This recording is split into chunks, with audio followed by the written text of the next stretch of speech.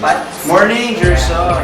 Welcome po sa ating munting Short video. Yes. So in this video, we'd like to introduce why network marketing and why you choose FKC. Right. So actually, marami din company dyan right now opening in the Philippines. Ito nga, ba't ang daming company? Hindi ko alam, because Filipinos are everywhere. So maybe yung Philippines, ito yung base nila. So they can spread network marketing. Diaspora phenomenon, no? Yeah. So Filipinos are everywhere. So totoo yan. So ano ba yung mga existing problems sa tingin mo para sa isang network marketing? Actually, isa rin yung nakita ko sa network marketing is maraming nag-open pero maraming din nagsasara. Actually, common yan sa mga local network marketing companies. And I think that's one of the reasons kung bakit na may masama or negative na connotation, na impression sa network marketing because of the fact na maraming nagbubukas, tapos mag-e-entry yung mga tao, tapos makukuha yung mga pera, pagkatapos magsisirado din. People, sometimes talagang legitimately na nababankrupt because hindi masyado pala marunong yung may-ari na may mismanage. Minsan naman, yung mga nag-establish ay tinatakbo yung pera. Yun yung mga nangyayari sa network marketer.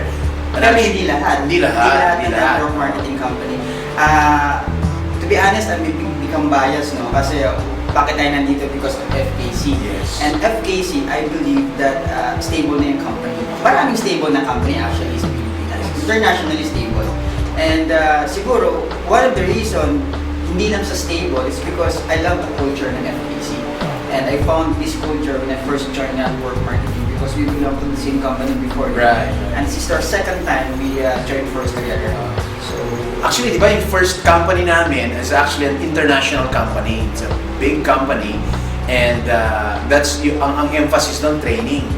And so we have become the kind of people that love training, no? And that's why we've evolved into a transformation coaches, no? And we've gone on to become consultants, both become consultants for different network marketing companies na well established then because of that basic na training. Pero ano ba yung mga problema sa tingin mo? Ano ba yung mga pumipigil sa mga tao na talagang mag-engage sa network marketing? ako, actually, masyadong pinikan ako when it comes to compensation plan. Okay. Ang iba tawag nila lagi marketing plan. Hindi lang marketing plan yun kasi marketing plan, market, how to market. Correct. So compensation plan, yung tipong, minsan kasi common kasi maintenance. Okay. Especially, kailangan mo mag-maintain ng ganito para makuha mo ganitong bonus. And kailangan mo ganitong volume para makuha mo ganitong level. Correct. Mga ganun. So, that's tough. Network marketing na baguhan. Kung ikaw bago, hindi mo maabot yung level na yun. Tama? So, yung promise nila na maging mayaman ka in the next 2 months, bago ko pa lang mag-join, medyo imposible. Okay? So, yung isa sa mga bagay is, totoo yan. Actually, lahat ng network marketing companies na alam ko, except FKC, ang main feature nila is yung maintenance. And what maintenance sila, no?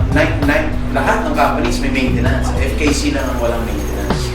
Ang justification ng mga companies is paano kikita ang company. Diba? Yan ang justification nila pagdating sa maintenance. Paano kikita ang company nang walang maintenance. Actually, talagang kikita yun kahit walang maintenance kasi sales-based. Ba't ba walang maintenance ang FKC? Take it to the point ng SM. Okay. SM naman is a retail store o a wholesaler store. Hindi naman nag-maintain yung customer dun eh. Totoo. So bakit nag-grow yung store na yun? Just like also network marketing, right? Diba? So kung nagre-retail ka, nag-earn na talaga yung store na yun. So why maintain? Tama. Right? Actually, tinanong ko rin si Sir Kenneth Chang, is Yung may-ari ng FKC. Is actually we're very fortunate kasi sa 43 countries na which FKC operates in, si Sir Kenneth Chang, the VP, is the VP for the company, is also the general manager for Philippines, no? Yung FKC Philippines is not a distributor owned or run, no? It is a corporate office, no? And tinanong ko siya, bakit walang maintenance? Why is there no maintenance for FKC? And he said 2 things lang. He said, number 1, I believe in my products. My products, in 3 words, are scientific, they're relevant, and they're powerful. So, I believe in my products. I don't need to force or coerce the people, the distributors to drink my products. Kung hindi man sila uminom ng products, lang ang reasons. It's either wala pa silang perang pambili or meron pa silang products. In which case, okay lang. Hindi mo dapat pilitin. The second reason na sinabi niya na walang maintenance is because the distributors, they've worked hard for the money. So that's their money already. They've already exerted the effort to earn that money. That should be theirs. To force them to buy some more just to make the money that they already worked for is for him unfair. At yun yung initial thought niya when network marketing was introduced to him decades ago. So sabi niya, nung unang na-present sa kanya, "Tika, bakit may maintenance?" Di pala. Kaya nung yung FKC, nag-start pa lang yung FKC from 2003, no? Wala na siyang maintenance from the very start. No? And yun yung company. Tsaka, tama yung Tsaka nagulat ako dito sa FKC, when you first introduce FKC sa akin, Yes. hindi naman talaga ako mag-join sa network marketing company, katulad din niya, di ba? Pero nagulat ako, this is a binary system na hindi uso yung prepare. Correct. Tsaka hindi uso yung flash out. Correct. Natural, kung ikaw, malaki yung grupo mo, you don't have to monitor yung grupo mo. Yes. Na ito lang muna ipapasok mo ngayong araw, kasi Yes. bukas baka mag-flash out Yes, ka. yes, yes. Tapos, kung hanggang ganito yung level lang na maximum pairing mo per day, kukunin pa nila yung dalawa kasi ito yung pair. Malaki yun. Malaki yun. Tapos product lang ibibigay nila sa'yo katumbas dun sa pera. Tapos mag-maintain ka pa. Tapos mag-maintain ka Okay. pa. So, puno-puno ng product. So isa rin yun sa paraan na parang gusto mo na nga kumita, kukunin pa nila yung dalawang pair mo. Tama. Ganun, Tama. kinukulang ka na nga sa pair. Tama. Kinukulang. So, hindi ko alam kung bakit ginawa ng FKC yun. So, nagustuhan ko yun. That's why I become a distributor ng FKC. Kasi, isa pa, hindi lang, yung ibang company, yung global bonus yun. So, maabot mo lang yun kung ganito yung volume. Sobrang taas na. Sobrang taas mo Sobrang na, taas maabot na. mo lang yun. And sometimes, hindi pa na ibibigay. Yes. Dito, ang global bonus is part ng Complan. Correct. Hindi siya yung bonus na. Correct. Part siya ng Complan na pag naabot mo ganitong pair mo, ito para sa'yo. Global. So actually, hindi rin siya ganun kahirap abutin pa yung global rewards bonus. FKC is very simple. Like you said, binary system siya, na redundant binary. Sabihin, lahat ng effort mo, talagang may kikitain ka. At saka hindi na yung ibang companies na sobrang daming ways to earn. May 8 ways to earn, may 10 ways to earn, may 12 ways to earn. Para po dun sa mga mag-engage pa lang sa network marketing, for your information, lahat naman ng ways to earn, may porsyento lang po na kukunin yung company dun sa product na nabenta. So, for example, 1,000 pesos yung nabenta, may certain percent lang doon na profit at yung profit na yun, doon hinahati yung 12 ways to earn. So, hindi ibig sabihin na maraming ways to earn, mas malaki ang kikitain. Actually, mas mahirap pa. Because doon sa iba, 12 different efforts bago mo makuha yung same percentage. Well, sa FKC, tinanggal niya na yun. Tulad sabi mo, yung fifth pair, yung mga pairing na mga limitations na dapat para sa distributor na, para mas malaki income mo, hindi walang ganoon, wala rin flash out. So lahat ng effort mo na tinrabaho mo din, walang flash out. So paano ang ginasabi ng iba? Paano yung safety net? Dapat talaga, kinalculate na yun from the very start.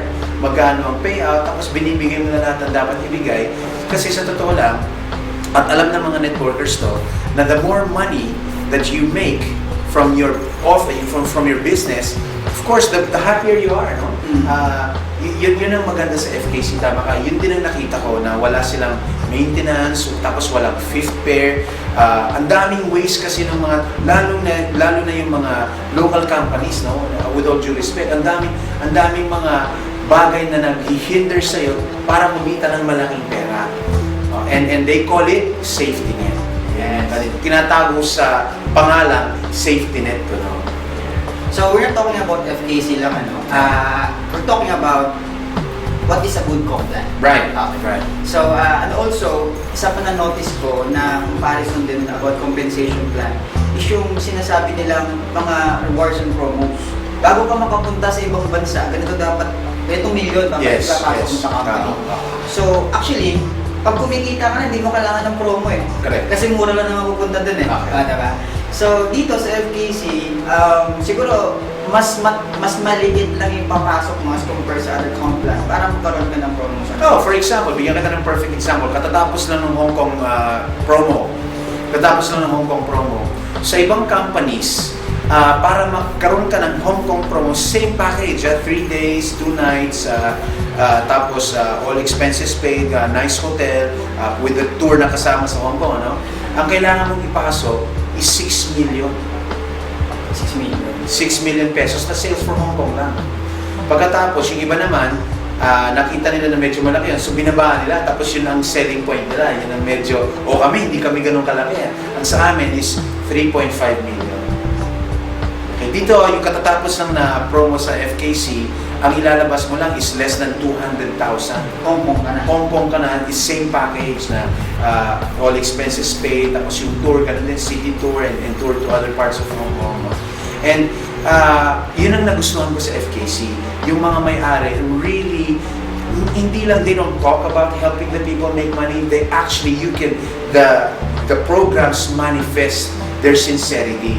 Yung mga bonuses na mga free products na hindi nangyayari sa ibang company, kumita ka na sa ibang company, kumita ka na ng compensation, parang okay ka na dyan, di ba? Dito sa FKC, pag nag-e-effort ka, the more that you do the business, the more that you share the products which are world-class, the more that they reward you and give you bonus. It's not free, but it's a gratitude token or a token of gratitude for all the effort that you are putting in to help other people. Thank you, Coach.